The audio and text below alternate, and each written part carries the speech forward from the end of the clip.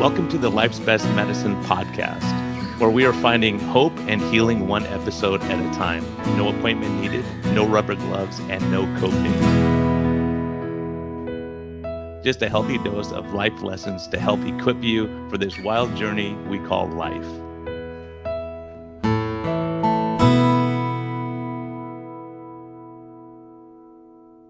Hey everyone, this is a friendly reminder that we are here for entertainment purposes only.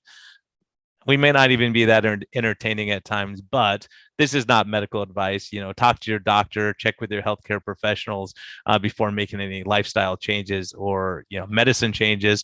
What we're talking about is our clinical experience and what we've seen. And so if you really want our advice, you can consult us. You can actually consult me as a doctor, or you can consult my guest and get all your questions answered. But we can't give free medical advice because we can't pay our bills with that, but we can help to educate you a bit and allow you to think a little bit, and always reach out to your medical professional before making any lifestyle changes. Thank you. Hey everyone, it's the end of May, beginning of June, and I want to thank my sponsors for bringing these episodes. There's some great ones coming up in the next couple months. Health Code, thank you. It's Get Health, GETHLTH. They have some great shakes, high protein, good fats, and I made ice cream out of it. So I made the vanilla ice cream and added some strawberries, and really was a hit at my Memorial Day barbecue, and also made their maple protein bars. All this is on their website at gethealth.com. And also we have a discount code if you get their product. It's called MetHealth, M-E-T for Metabolic Health, H-E-A-L-T-H. And also Keto Mojo, thank you so much. I'm using them for monitoring glucose and ketone levels, and my patients love using it, getting their direct information very quickly, and they can share it with me. So it really makes life easy, and helps us stay accountable, and helps us double check on the continuous glucose monitors to make sure the sugars are correct. So Health Code and Keto Mojo, thank you so much. Greatly appreciate you, and thank you for bringing these episodes as we all get ready for summer. Hello and welcome back to the Life's Best Medicine podcast. Today I got a smart kid here. We're going to talk about medicine, life, her journey. And, it's funny because a lot of people in medicine, and there's always there's this tension between MDs and DOs and naturopathic doctors, registered dietitians. So we have someone from the dark side, a registered dietitian who's going into naturopathic medicine. And Temple Stewart, welcome, the Ketogenic Nutritionist. Yeah, I'm honored to be here. Yeah, I'm really excited for this. Thank you for having me on. And you're in the nice place called Arizona, right? No, I know, from Florida, so that was quite a change. Yeah, how was that? Let's hear about your life. Like, let's go through all that. So, like, what brought you from Florida, the land of freedom, over to Arizona, which is semi land of freedom? I know, I joke it's like God's country to, semi, but so yeah, I really moved to Arizona strictly to go to school. So my husband and my husband's a pastor, so he was pastoring a church there in Florida for a while, and I decided I wanted to go back to school. I investigated my options there in Florida. It wasn't a huge fit. And I investigated some options in Arizona. There's not a lot of naturopathic doctor schools in states that I had a huge desire to move to. And so I said, if the Lord wants me to go to one, I'll get into the one in Arizona. And I did. And so that was kind of what prompted our move to Phoenix. And so we moved a little bit less than a year ago, and we moved to Gilbert, Arizona, which it's been a good change. It's not too much different from Florida in general. Do you miss the humidity? No, not at all. Everyone told me I was going to hate Arizona because it's so hot, but honestly, it's the humidity. I could do without the humidity for sure. Yeah, there's definitely a difference between dry heat and humidity. I don't do well in humidity, so my states were limited where I wanted to leave California to go to. I prefer to be able to breathe. And I've been up in the mountains a little bit there, so I can breathe a little bit. We don't get quite as much heat. No. Yeah. So what was your journey health-wise? Like, what brought you to to be a healthcare practitioner and to go into nutrition? Yeah, so it started when I was really little. So I started, well, I'm adopted for one, so I don't have much family history of what went on, or, you know, how I was set up in terms of like, did my parents have diabetes? What was my metabolic health history family wise? I know that, you know, I wasn't breastfed. I was C-section baby, all that kind of stuff. So I didn't have the best start in general. And I was always kind of like the chubbier kid. I knew there were some issues going on as a child because I knew I was overweight as a kid. I was always kind of the bigger one. But I made up for it just with athleticism. So I was always like the athletic kid. I played every sport in the book. I ended up going to college on a scholarship to play soccer.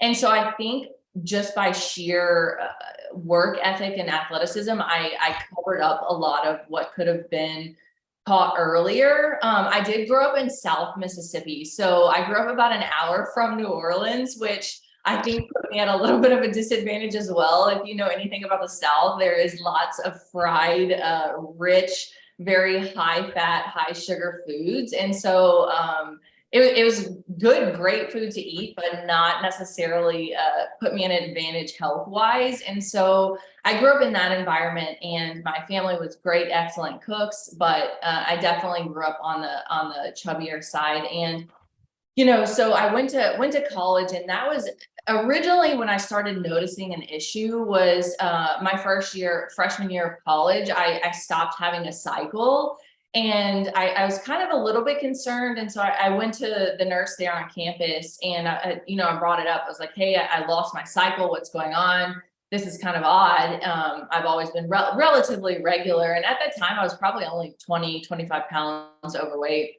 And of course they did the whole thing. Oh, you know, we don't really know, you're athletic, you play soccer in college, it's probably just stress and overworking. Let's put you on birth control. So that was kind of the first thing they did was, and pretty typical for most people, was I got on birth control. And so I did that for a while, talked it up to just running and lifting weights, all the things. And so I continued on playing soccer, and that's when I started taking nutrition classes. I didn't really change much of my eating habits at that point because I thought I was eating pretty well, you know, according to the dietitian standards, whole grains, lots of legumes, your typical conventional dietitian recommendations. And but the weight wasn't changing, and I was starting to see more of your symptoms. And if you're not catching my drift, I was at probably PCOS levels at this point. Androgens were getting higher. I was starting to lose hair. Cycle definitely wasn't there. It was birth control was controlling most of it. And so fast forward a little bit, I graduated, still on birth control. I did decide to eventually come off of that when I got married. First year dietitian.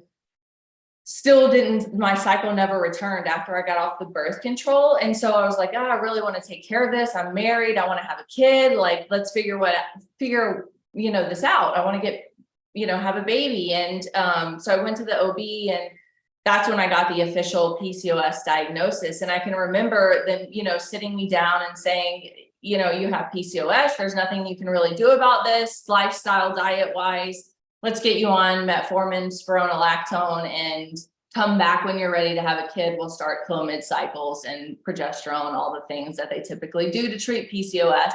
And I remember being really, really frustrated with this advice. And that's when I started digging into the lifestyle dietary books. And the first one I got my hands on was the Obesity Code. I know you've had Dr. Fung on. And then the next one I got my hands on was Why We Got Sick by the legend, Dr. Bickman. And that one was really pivotal for me. Why We Got Sick was really when I really changed my whole philosophy in nutrition. And I would say it was really life-changing in a lot of ways. And that kind of shifted my whole life in a lot of ways, health-wise. It's amazing. And I know Jason's been doing that. He said the biggest side effect of his treatment with intermittent fasting and cutting carbs was pregnancy. So, you know, it's one of those things we start looking at is like, how many people are just on a ton of meds, you know, trying to get pregnant, and how expensive all that is, and maybe just making some lifestyle changes. And sometimes it's not just what we're eating, right?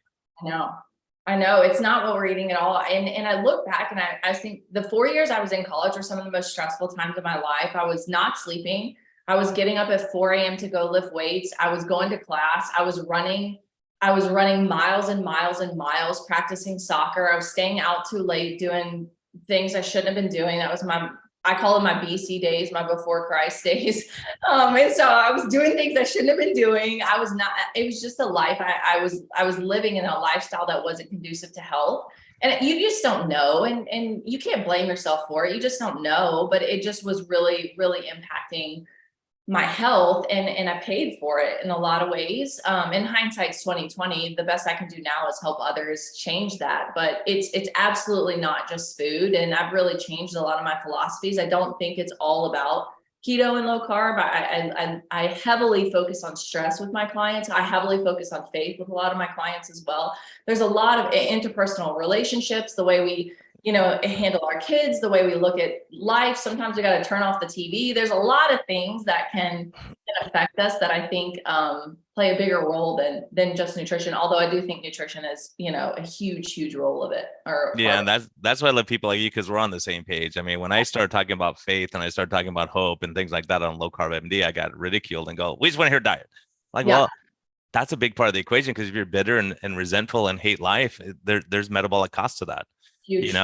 Unforgiveness. Yeah. There's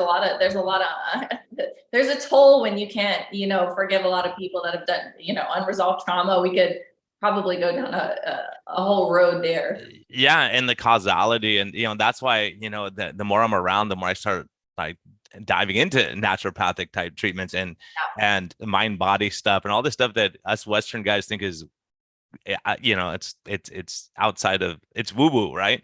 Yeah. So you go, but guess what? When people get their stress under control, when you get out of college, and it's a stressful life being a pastor's wife, right? It's stressful because, like, who do you go to when you're struggling? Who do you go to when you're having things going on? And I take care of a lot of pastors, and I know it's a struggle because, of having accountability, but then there's, gossip and there's other stuff that can happen. So, people are it's hard when you're going through something to say, I'm struggling right now. Yeah. It totally is. And yeah, I think that's a huge piece of the puzzle for sure. So so you start doing dietitian, and then you start having personal success, your PCOS, everything gets better, right? Yeah. And so what do you do with clients now? How do you start transitioning over and saying, oh, this is what I learned, but what I learned is not what works? Well, it's crazy. So I was very, very blessed to be able to work for the VA healthcare system straight out of college. So it's pretty rare in dietitian world to get a residency with the VA, because it's selective and very competitive. I come from a long line of military men, which is an honor for me. And so I was selected to work as a dietitian with the VA. And so I had the privilege of working with a lot of veterans. And one thing about the veteran population is they have much, much higher rates of metabolic issues. And I think that comes from a lot of different reasons: combat trauma, PTSD, you name it, they've got it. They have higher substance abuse rates. They tend to eat worse. You name it. Suicide rate. Oh, it's horrible. Yeah, it's horrible. Lots of mental illness problems. And also there's a lot of trouble in the VA healthcare system. That's pretty widely known. And so I have this huge heart for veterans. And so I had the privilege of working with them. And I worked a lot in the diabetes clinic. I was a float dietitian. So I worked in cardiovascular, I worked in cancer, I worked in home health, I worked in all of these wards, which was very helpful for me because I got to see a lot. But I love the diabetes clinic. And one thing I noticed was that these people just weren't getting better with what I was teaching them originally. So I was teaching the consistent carbohydrates. So as a dietitian, you're taught to the way to control diabetes is to teach people to eat consistent carbohydrates. So essentially what you do is you teach them to eat 45 to 60 grams of carbohydrate every meal. And if that doesn't control it, you teach them to eat 6 smaller meals per day, 15 to 30 grams of carbohydrates. Well, anybody in this space, and I'm sure most of your listeners know, that is an absolute colossal disaster for metabolic health. And what we were noticing is what's happening is either their A1Cs will stay the same or they'll drop a little bit, not due to the food, but due to their endocrinologist is doing more insulin or adding more orals, whatever. And back then they didn't have a lot of these new GLP-1 antagonists and things like that. And anyway, so I'm teaching this consistent carbohydrate, you eat your half a banana with a slice of toast and all this stuff. We weren't prioritizing protein. We weren't adding fat. We weren't doing any of that. It was all carbs, consistent carbs.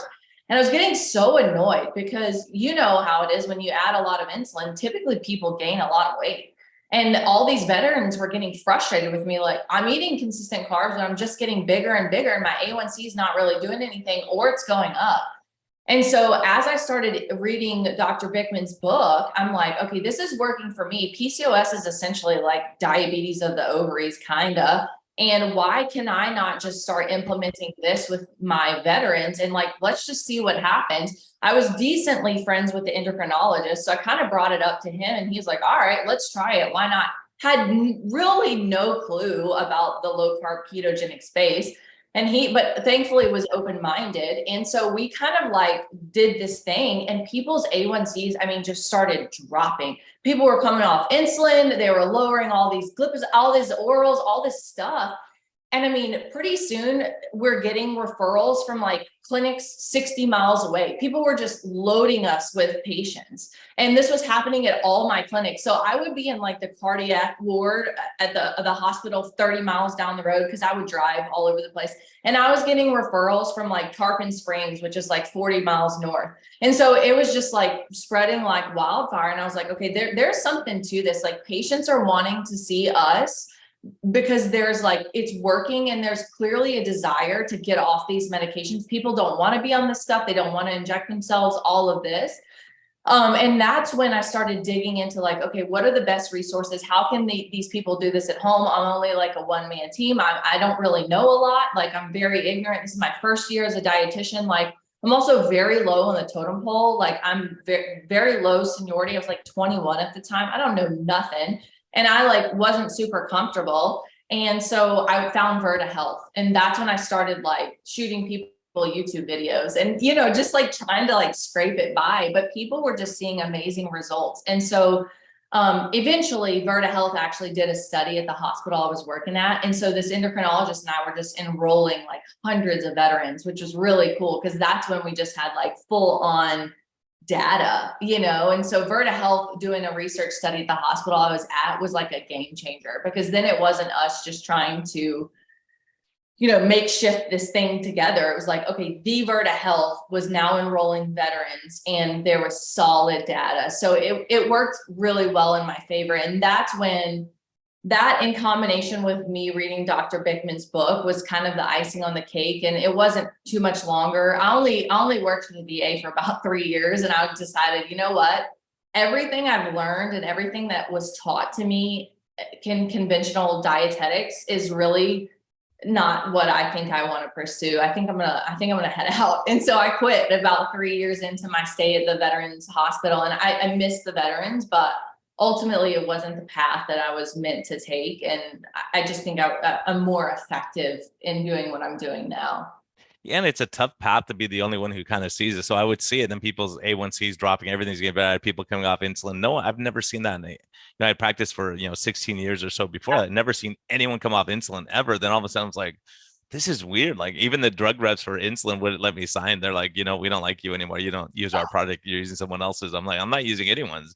Yeah. But it was just amazing to see the blowback, and say, look at this A1C went from 11 down to 5.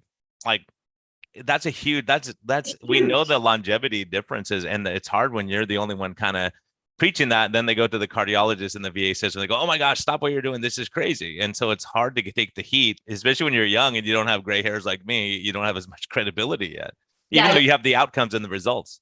Exactly. And I was, again, very low man on the totem pole. And I remember specifically an older dietitian took me into her office, and she was like, did you tell someone you can reverse type 2 diabetes? And I was like, yes. And I remember being like, is that wrong? Like, I remember thinking in my head, wait, you can, right? Like, if your A1C is now in normal range, wouldn't that be kind of like reversing type?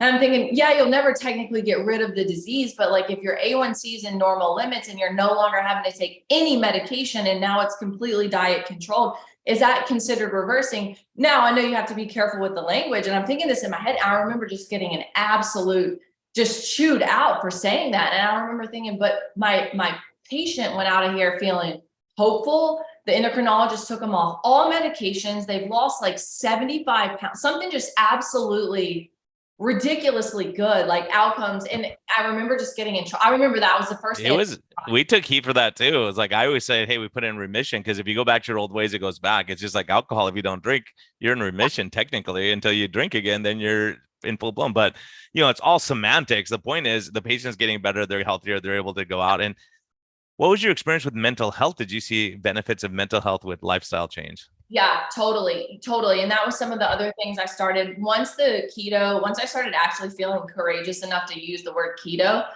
A psychiatrist, I remember, got me on board to teach a couple classes and do like a couple lunch and learns on the ketogenic diet specifically for mental health. And this was well before like Brain Energy with Dr. Chris Palmer and all that had come out.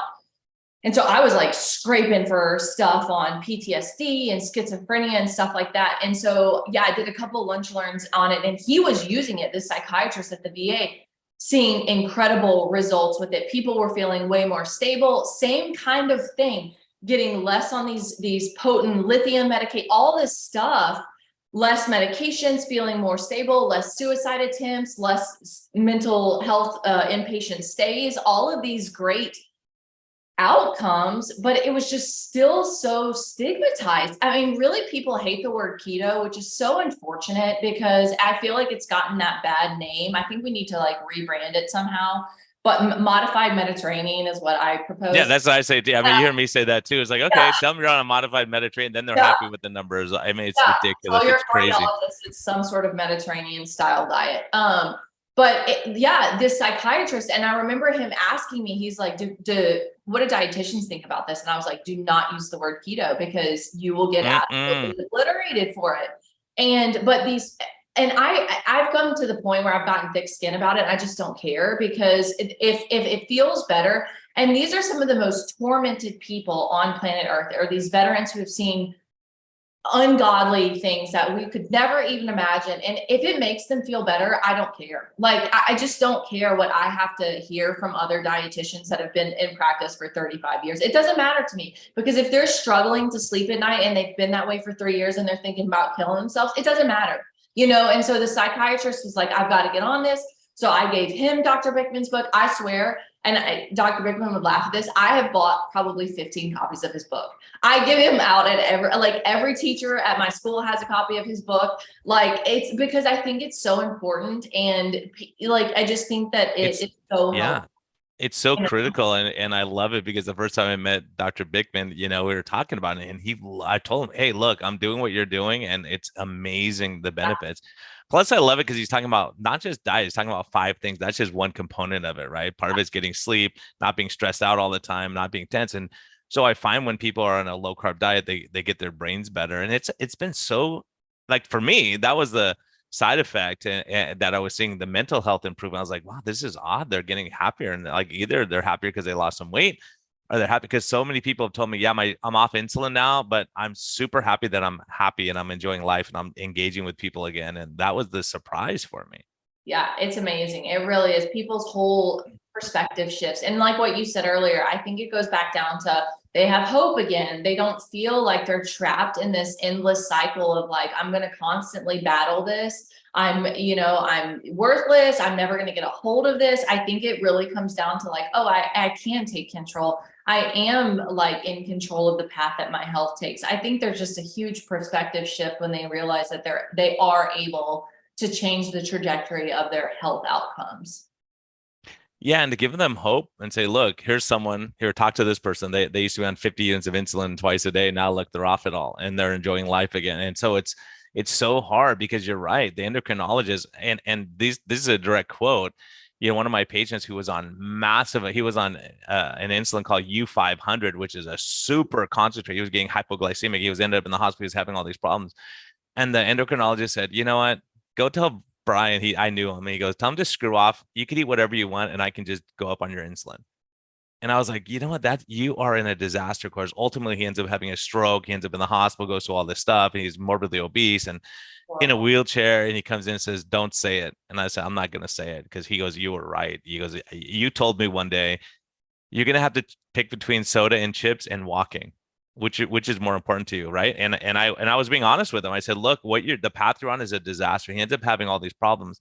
And then the next time I see him, he had lost 50 pounds. He's walking with a walker now, and he's in his 50s. But Yeah. he said, you know what? I went home after I talked to you the last time. I poured out the soda, got rid of the chips, got rid of it, and I started eating right. He goes, I feel 1,000 times better. And they told me I would never walk again. Now I'm up with a walker. Last I heard, he was walking without the walker, and he's made some dramatic improvements. But when you see that, you go, gosh, darn it. I mean, it's hard because the experts Yep. they're just saying, hey, it's a chronic progressive disease. There's nothing we do. All we can do is manage it, and you're going to gain weight when we shoot you with more insulin. And Yep. so, when you see people coming off insulin, go, yeah, I can be the enzyme. People get mad at you for saying, yeah, we can reverse or put in remission for I know. sure. You And so totally. now it's a problem because what do you do? Like now we've never been in a situation in medicine where you take a diabetic and now their A1C is in the normal range. And you go, are they diabetic? Are they not? I mean, when they go for life insurance, are they diabetic still? Okay, they've been in remission for 5 years. And so I we're know. seeing, I actually, one of my patients got a letter from the FAA saying, hey, look, you're no longer considered diabetic. You've been in the good range for this long. I was like, cool. You're the first one I've seen get that message. So, It's amazing. because it affects you, you don't realize like truck drivers, if they're shooting insulin, they can't drive truck.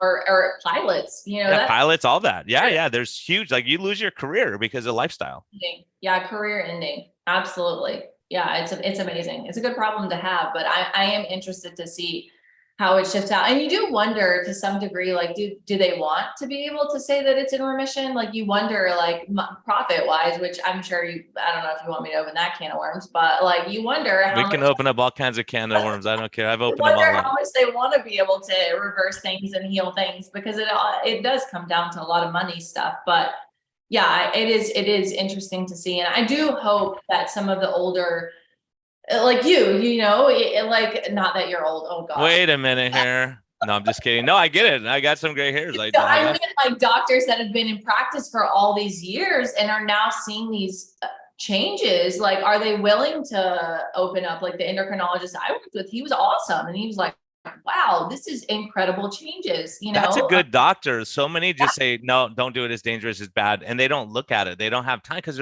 I mean, as doctors, we're so overworked and so burdened. I see it now, like trying to get someone to a cardiologist 3-month wait, go see a neurologist 4-month wait. They're bizarre. totally inundated. So if they go, look, I don't have time to read about this crazy stuff. I'm trying to take care of this flood in front of me of sick Yeah. people. Yeah, which starts like, I mean, way higher up. Like that's a problem that is like, yeah, that's a whole nother issue, but And that's why what we do is so important because for me, I mean, the most frustrating thing is in reading Ben's book, you look at what's the number one cause of all this stuff, insulin resistance. How many people listening have had an insulin level checked? It would be less than 1% of patients that I've come in 100%. contact with.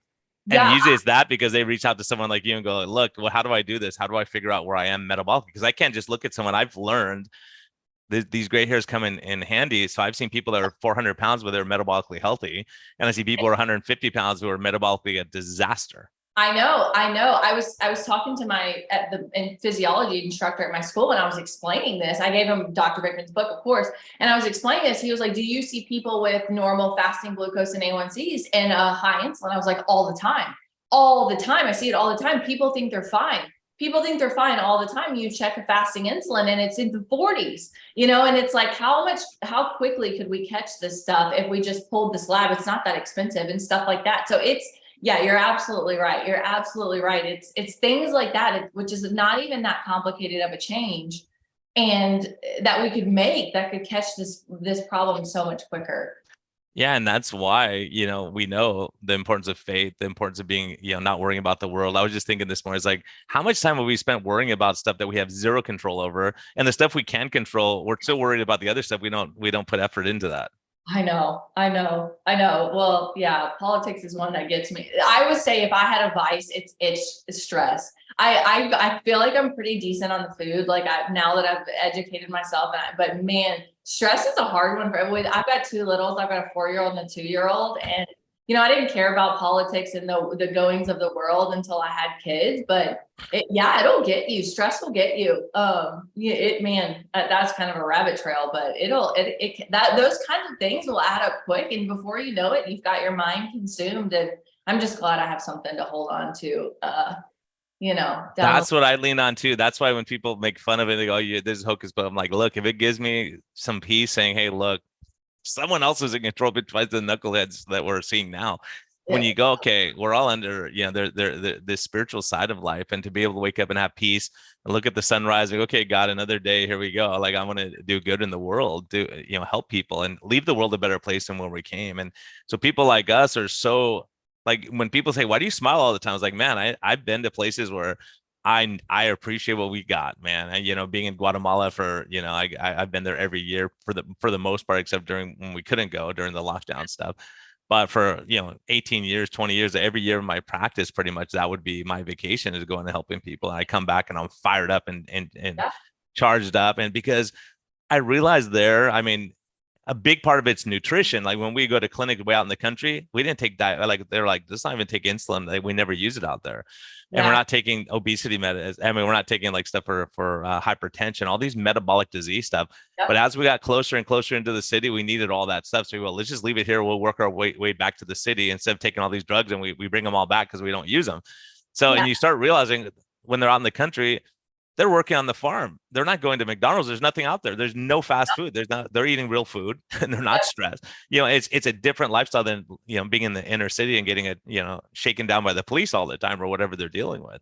It's so true. It's so true. I know we have a good friend that's a missionary in Mozambique. And she was telling me that in Africa where she lives, that diabetes is a death sentence, because where she's from, there's no access to insulin. And the closest hospital is like 60 miles. And then if you even make it to the hospital, you can't purchase the insulin because it's so expensive. And so she was telling me that if by chance someone gets type 2 diabetes, she said it literally it's death sentence. And so it puts a whole nother perspective shift when you look at life and through the lens of someone else, when you kind of get out of your narrow mind, you know what I mean? So definitely shifts for sure. Yeah. So with all this being said, now how all of a sudden do you say, hey, I want to go into more of a ND, naturopathic doctor? Like, how do you make that transition from being a registered dietitian and then going to this? Yeah, I originally went dietetics because I was really fascinated with the way that food made me feel. And I think everyone goes to college. You grow up and you're told you got to go to college. That's just the thing. If you want to be successful, you got to go to college. I'm not sure how much truth there is in that anymore nowadays, but that's what I did. I went to college. I played sports. I loved it. I picked dietetics. I had no idea what I was getting into. I had no idea it was so clinical. I know the Lord was guiding me because I know that this is what I was meant to do. But then I realized really quickly, I'm very, very limited. Like I really can't order a lot. I can read labs from a nutrition perspective, but there is so much I spot and see in people's labs that is never addressed. Like I see, like even with like thyroid labs, thyroid labs should be really tightly controlled. And I'm seeing people 5 and 6 and there's nothing being done about it. And so I just started getting really frustrated. I started getting really frustrated when having to bargain with MDs to pull a fasted insulin. I started getting frustrated with pulling CRPs, just very basic stuff that I didn't feel was that big of an ask for preventative medicine stuff. And so I was like, you know what, to heck with it. I'm just going to go do something. And so, like I said, I tried to do PA school. And then I realized I didn't meet a lot of the newer qualifications that they require you to do to go into a lot of the hospital settings. And so I was like, all right, indies schools don't require you do some of this stuff. And so that's when I figured out, and the West is really good about the scope of practice for indies. So indies can basically do everything an MD can, except your higher level, like more protected class medications, like your Vyvanses and benzos and things like that. And so I was like, okay, this seems really good. I have very little interest in like those types of things anyway. I really like metabolic medicine and obesity medicine, diabetes, that kind of stuff. And so I really just want to be able to pull labs and fix things that are a little bit more unconventional, more like functional integrative medicine, root cause medicine as well. And so that was really my push to do it. I really love the heavy focus on nutrition and lifestyle medicine. So NDs are heavily trained in nutrition.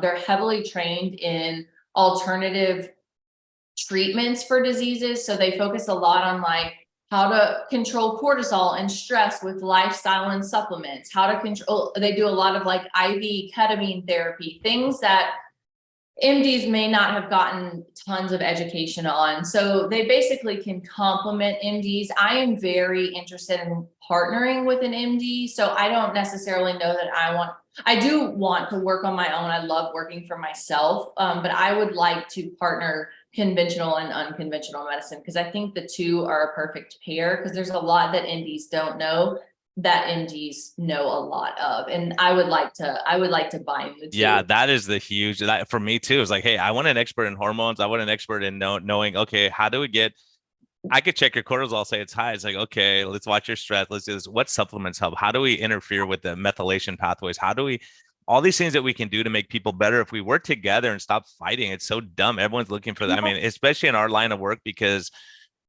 there's so, like, if you look at the studies, 93 to 97% of people are metabolically sick right now in the United States. Yeah. Like, I think there's enough people to go around patients for all of us to kind of do well, and to realize, like, as a Western doc, the more I've been around NDs, I'm like, oh my gosh, gut microbiome, what the heck is that? I thought that was a leaky gut. Okay, that's funny. And then you start realizing, oh my gosh, how much do we see of these things? And then, I'm in Guatemala. I'm in this little remote area in the middle of nowhere. This guy's telling me, a simple guy who can't even read. He's a farm worker.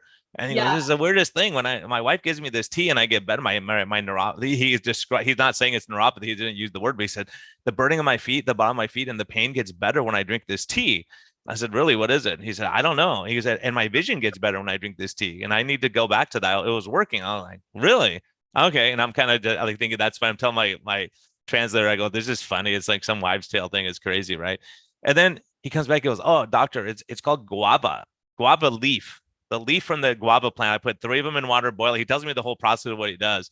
And I go, oh, okay, cool. Like, that's great. Thank you. And then I go and research. And I was like, there's studies in PubMed on this thing. Yeah. And it's like, it works. And they're showing its benefits. Like, how in the heck are we not even talking about any of this stuff and the ND treatments, right? Yeah, and that's where I think, like, I agree with you. There's a lot of controversy around NDs and a lot of MDs and a lot of NDs butt heads around it. But I think it really can be the perfect pair. And there's so many cool therapies on both sides coming out where it's like, there's no way MDs could possibly know everything. And there's no way NDs could possibly know everything. So why do we put this like way high ceiling that there's one perfect person? It's very funny that, people and patients too, people prefer certain modalities and things like that. So I think it's, I agree with you. I think that the perfect pair can exist, and there are modalities that can work together to treat a patient in a great way. Yeah. And that's why I'm so excited. I mean, I've seen you on Twitter. I didn't even realize who you were. I just was following you on Twitter because the stuff you were putting on there. And then I start realizing that patients tell me, oh my gosh, do you know Temple? She's awesome, right? She's doing stuff on I go, I'm never on Instagram, so I don't know. But it's amazing. Like, in Arizona, I'm looking at all these great people that are there. We got exercise physiology people. It's just putting it all together at some point where we say, hey, look, you want to do naturopathic approach? Cool. Go over here. Go see Temple, right? Go over here if you want to work on exercise. We have Krishna Hanks. We have so many people there. They're amazing people. Ben Bakikio, who I love. Yep. So he's like, hey, if that's the personality type you want, like Tro and I are so different. Like, people, I like your personality. Other people, no, I want Tro. I want someone who's in the fight and they're battling everyone. You're too peaceful. I'm like, okay, cool. That's good. Whatever works for you, right? If it motivates you and works, and someone wants a trainer who's going to scream and yell at them, other ones want ones that put their arm around them and love them, right?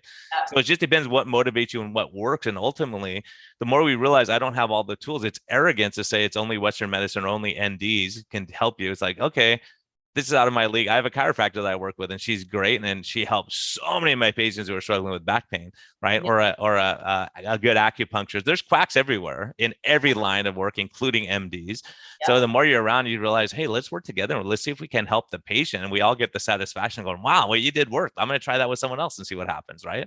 Yeah, 100%. Yeah, it is. It's finding your preference and finding who you know, like, and trust, and go with it. And like you said, there is no shortage of patients. There's never going to be shortage of patients. So there's no competition in my eyes, and we can all work together, and it can all be very harmonious and peaceful. And in fact, we can change a lot of the scope and help a lot of people. And I think that that's what we need to do anyway. So I think it's all good. Yeah. And I think keeping an open mind and saying, okay, is this working? Let's try what Temple's saying. Let's try it on 2 patients, 3 patients, see what happens. Yeah. You guys want to be a guinea pig? Let's try it. And then when they do better, you go, wow, this is working. Let's try it with other people. Then, and that's why, being a doctor in California, it's so frustrating, because if you go against what the narrative is, you can lose your medical license. Like, I'm practicing it. And I told my wife early on, I said, if I ever have to practice in that kind of setting, there's no way I'm doing it. My obligation is to that patient in front of me. And it is to autonomy, where they can make their personal health decisions. Yeah. Right. I could give recommendations, but I can't force the pill down your throat. And I can't tell you, you got to go work out. You can't but I can say, hey, look, here's you're consulting me. Here's what I think. And here's the risk. Here's the benefit. Right. Yes. If we try naturopathics, so like, this is outside my league. I have no idea. Right. Let's send you to someone who knows what they're doing and managing it. Because, as we know, there's certain meds or certain treatments or herbal supplements that in the right dose, it works. But too much is like DHEA. If you're taking a ton of it and you're making tons of cortisol, okay, you're feeding the cortisol stress. Like, okay, let's work on those things that can shift it over to progesterone and testosterone, where you're going to feel better, rather than just making a ton of cortisol because you're stressed and you hate the world and you're bitter and you have no faith.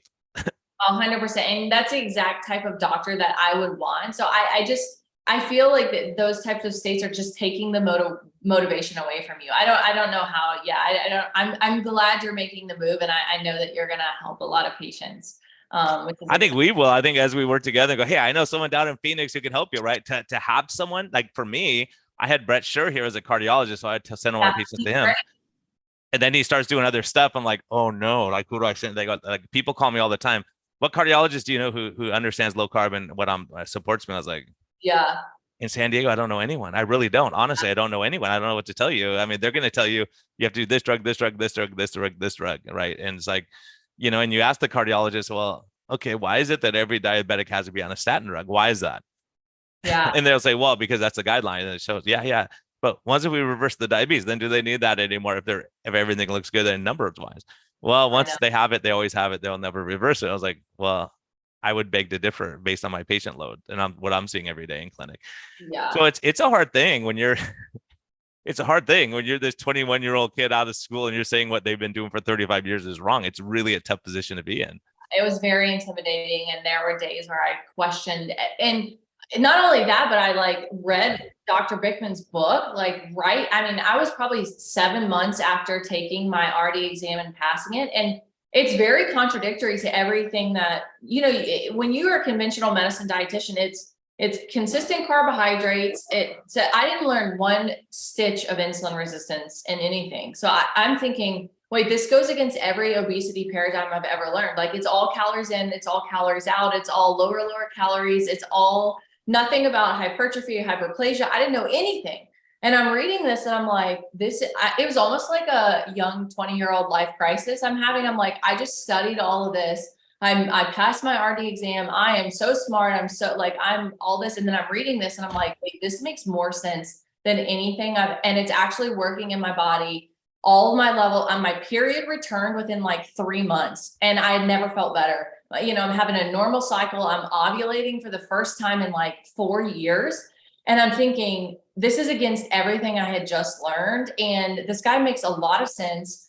And it was really very hard for me to grasp. And I'm thinking, I was talking to my husband who knows very little. He knows a lot more about nutrition now, but at the time he's like, well, honey, this is working and it makes a lot of sense. And this guy has a lot of sources and he seems really smart. And it was very weird for me. And I was in this conundrum of what is happening? And then you are going against these, 50-year-old, 60-year-old endocrinologists who are doctor, and decorated and have all their plaques on the wall. And it was bizarre. It was a very bizarre time. And there was a lot of emotion. That was my transition too. First it was Jason Fung. I saw some interview. I'm like, this guy's a nutcase. What's he talking about? Insulin resistance and high insulin levels. And then I reached out to him and he got back to me. And then I was like, oh my gosh, because I saw my patients getting better. And I'm like, what am I seeing here? What's happening? And so to have someone like that, who at that time, he was they thought this guy was a nutcase. What's he talking about? Fasting and all this crazy, you're going to starve people to death and cause eating disorders and all this. And then the patients are getting better. And then a year and a half later, 2 years later, he's the keynote speaker at the obesity conference. And you're like, wow, that was it, right? When it's working, it's working. If what he's doing is not working, he's going to be gone and he's going to be doing something else, right? So when you see people having success, like you, when you're having people come off, Verda's coming in showing what they're doing, they have unbelievable studies showing the benefits, and Unbelievable. they're not even doing what we're doing. They're doing it remote. It's all remote, All right? remote. So Yeah. for us, it's like laying your hand on a person and spending with them and even praying with them maybe, or supporting them that you're going through a Yeah. hard time. Like, we love you. Let's work together. Let's figure this out, right? I mean, I'm having people coming into the office in actual tears. You've changed my life. And I'm like, this 21-year-old know nothing about nothing. And I'm thinking, what? Like, all I did was tell you to like cut the car. Like, and they're crying. No doctor has ever helped me. Like, I've been struggling this for 20 years. I've been on insulin for 15. And I'm thinking in my head, like, something's up with this. Like, it's working, but and then, you know, you look at the history of these low carb, low calorie diets, and they're not working, you know, and you look at the Biggest Loser studies, and it was a disaster. And so you look at all the other stuff that just has clearly not been working. Well, and you've already proven that, like, you're working out like crazy, you're playing soccer, you're doing all this stuff, and you're gaining weight, and you're like, how can this possibly be? I'm working out like crazy. And so Yeah. many people are working out at such a high level that the Yep. cortisol goes crazy and it screws up their fertility, right? So you go, okay, let's chill out a little bit. Some people need to step it back. And I've seen that. I've consulted with people who are just so fanatical, zero carbs, and they're running 20 miles a day. And it's like, well, crud, that's not good either. You got to figure out, you have zero body fat. Your body's freaking out.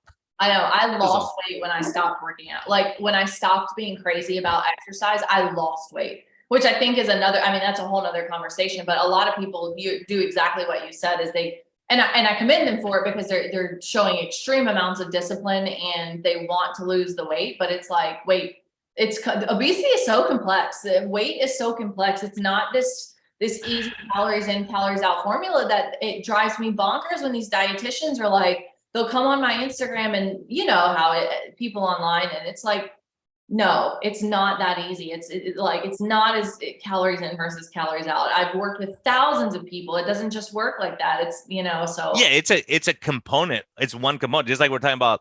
That's why I changed the name from Low Carb MD to Arizona Metabolic Health and San Diego Metabolic Health, because it's not just about ketogenic diet.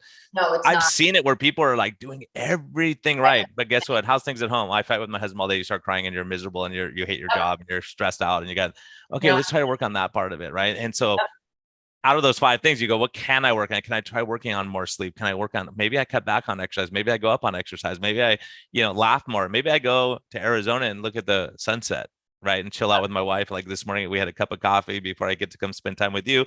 And just doing that, I was like, man, it's a lot better than yesterday when I was up at, running out like in a hurry and stressed out trying to get places and things, It makes a difference. It makes a huge difference. I've had people do less and lose more. And it's the mindsets that we have that can help really people navigate obesity, and that's important. And metabolic health, like you said, I think there needs to be way more. We need to keep researching and keep figuring out what works, because it's different, and women have different parts of their cycle where they need to be doing different things. I saw that you had Dr. Pels on. She's one of my favorites in the space as well. So, there's a lot of aspects that we'll just continue to learn and continue to shift and adapt and help our clients navigate those seasons for sure. Yeah, and we live and we learn. We go, this doesn't work. This is where, and like you said, some of the stuff, ND, you go, this is kind of woo-woo stuff. Sometimes there's stuff we don't understand. I mean, there's stuff I look at, I go, when I heard about microbiome, and I go, they're taking crap out of one person, put it into another person, they're getting better. It doesn't make any sense. Then I talk to experts doing it, and they're saying what they're seeing with dementia getting better and C. diff and autism getting better, and their C. diff and bifidobacterium, and how certain things will kill it off. all of it. And you start realizing, and changing your diet too changes your gut microbiome. So that could be a big factor in this. We don't know yet. I mean, it's such infancy, but that's what's so cool. Is like, are there supplements I can take to make my good bacteria do better in my gut? And we know how stress affects the gut microbiome and it kills off all the good. I mean, there's study after study after study. So when I started talking about this, the low carb people were looking at me like, Brian, you're crazy talking about this. Now I hear them talking about it a year later, because the data is there. You just have to look. And that's part of it, is saying, hey, yeah, really what I want is someone like you who goes, look, let's look at your methylation pathways. Let's check all these fancy testing, this endocrinology stuff, and say, okay, can we hit it here with this vitamin? Can we hit it here with this? And see if that helps you get your cortisol better. It's fascinating. Yeah, it's amazing. It's amazing stuff. So So Yeah. yeah, all right. Maybe we're forming a partnership as we do this podcast. I'm down. I'm so down. Yeah, I'm down. It's cool stuff. It really is. Because And some of those things are outside of my league, talking about some of these saliva tests and all these things that it's like I just And don't there's so many out there, and they're figuring this stuff so quickly, and what works here, and should we do saliva or IV nutrition therapy, supplements, what works the best. It's very interesting. And I work with an ND. I have both conventional and ND, and they partner well, which is really amazing. Arizona is really, you'll find both open to both, which is really nice because there are so many NDs in the states. The number one most friendly ND state in the nation. wow. Has the largest scope of practice for NDs. You're basically an MD, like I said, with just a few little tweaks. And yeah, the testing options from like Great Plains Laboratory and Oates testing, I mean, the testing options are really incredible, and they're getting cheaper and a lot more affordable. And the treatment options, I mean, we're talking peptides and stem cell, and it's really, there's a lot of incredible therapies on the horizon, I think, for people, which is just really exciting for treating and helping patients get better. So how do people track you down? Yeah, I'm on everything as the Ketogenic Nutritionist, except Twitter. I think I'm on there as @Dietitian. So yeah, the Ketogenic Nutritionist, and yeah, you DM me, send me messages. I try to be as responsive as possible, but I'd love to hear from your following. Yeah, and the other calling I have, and we can talk about this off, but the need of the church. Like if we can go give talks in churches and you get 200, 300, 400 people together and talk about this stuff, about fasting, about metabolic health, and how we can be better stewards of what we're given, right? That and church leaders, absolutely. Church congregants, church leaders, I believe we're called to a higher standard in a lot of ways. And you name the place and I will absolutely be there. We'll set up a program. I'll do it for free. Me too.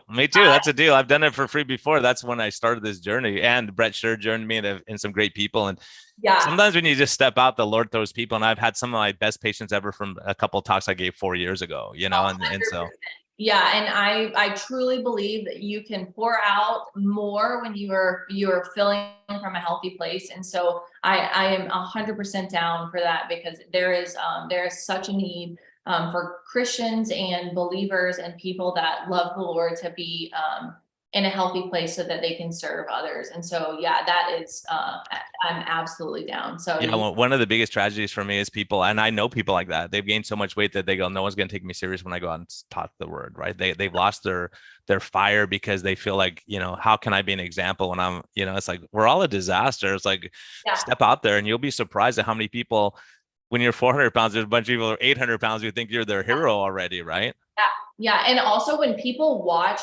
I say this all the time, when people watch you from afar, and you would be surprised, people are always watching, especially church leaders. They watch every aspect of your life. They're always under a microscope. When they watch you transform your health, they will get on board. They watch everything you do. And so to have a transformation journey like that, and a testimony that's not only spiritual, but a physical transformation, you will impact a lot of people. And so one of the things our old pastor did was he really put a huge emphasis on health, and he would always challenge his staff to really put in place good health, physical habits. And I always looked up for him for that, because I thought it was really commendable that he emphasized that. So yeah, I think it's really important. And you name the place and I will. All right, we'll make it happen. We got some good people we'll drag out, so we'll make that happen for sure.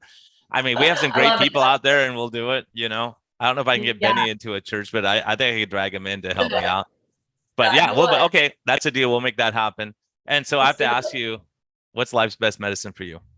Oh man, definitely. It's faith. It has to be. Yeah, it has to be. And then I would add on top of that, just maintaining good interpersonal relationships. I don't think life is meant to be done alone. And so I would say get yourself a community, whatever that community looks like, but don't do life by yourself. I think whether you're an introvert or an extrovert, whether you have 27 friends or one good quality friend, I don't think you should be doing life alone. I think life is meant to be done with somebody else, whether it's a spouse or a best friend.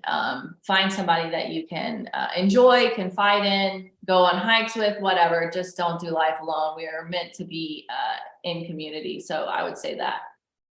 I love it. And that's so, it was controversial at the time, but I was thinking, you're going to close down the gyms, you're going to close down the churches, you're going to close down, you're going to isolate people, you're going to make them eat cookies, and you're going to make them not work out, and they're afraid to go breathe the air out in the canyon by themselves. And when you did, and fear was such a factor, and the biggest hate I've ever gotten on, well, I might have got more, I just don't look at it, but was when I talked about hope and faith and things will get better. And people said, how dare you say that? How dare you? And it's like you saying, how dare you say you can come off your diabetes meds? How dare you give people hope? And it's like, there's going to be a better day. It's always is. And that's why, faith is so important. That's why when I was getting attacked by people who don't believe, some of my best friends in the world are atheists. Like, it's okay. I don't care. Like, I'll convert you one day, or I'll say something that you're going to like. Guy, I'm talking to you. Guy in Austin, I'm talking to you right now. But I love this guy. Like, we have different views on a lot, but I'll tell you, you realize how much you have in common with people, how much you love people. There's very few people on earth I would want to go sit down and have a, glass of wine and a steak with. And it's funny because he gets mentioned every week somehow here, but he's a reasonable guy, and he discusses it respectfully. He's like, Brian, why do you believe that? Here's what I believe. Right. Cool. All right. I get where you're coming from. If we can have and this goes with, if you're an ND and you go, MDs are crazy and they're all idiots, and then you go, all the naturopaths are crazy and they don't know what they're doing. And so when we get into these kind of ideas, when you say, let me talk to Temple, she seems like a reasonable person. She gets it, and she understands, and she wants to help people, and it's where our motivation is. And I think the most powerful tool, and I'll agree with you, is having that faith. How many patients ask me, Doc, can you say a prayer for me? I'm really struggling right now. Or I'm really worried about my kids. I'm having this, my son's struggling with some things that I can't handle, and it's overwhelming me. It's like, be able to have that tool in your tool belt and go, yeah, I got that.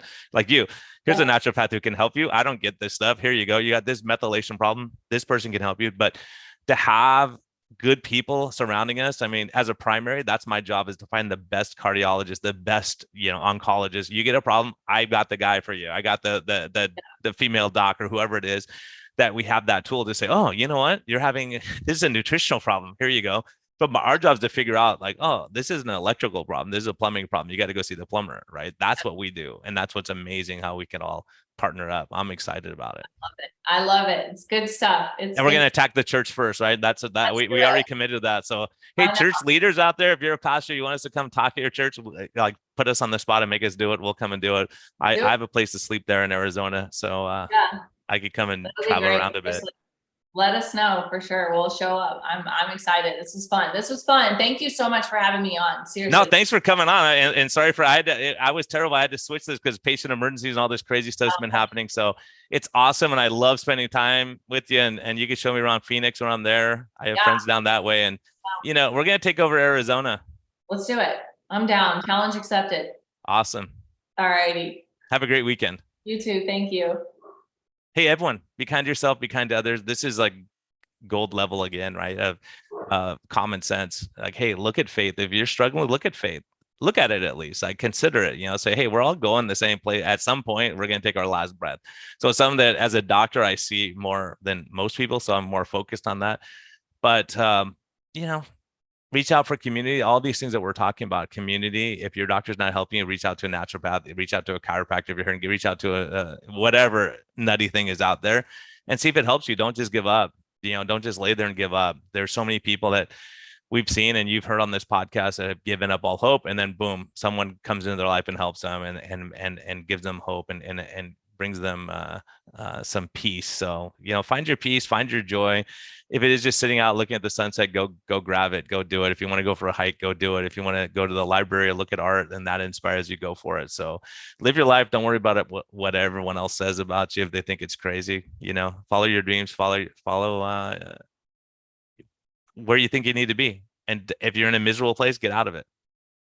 Peace out.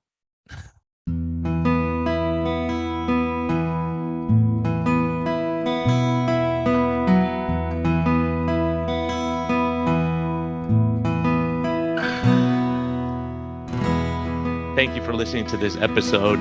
We greatly appreciate your support. We would greatly appreciate a positive thumbs up on all of the platforms like iTunes and Spotify or wherever you're listening. And we just thank you for our Patreon supporters. We greatly appreciate your help in getting this message out. We think there's a lot of important information. And hopefully this helps you. Have a great day, and thank you for listening, and thank you for your support.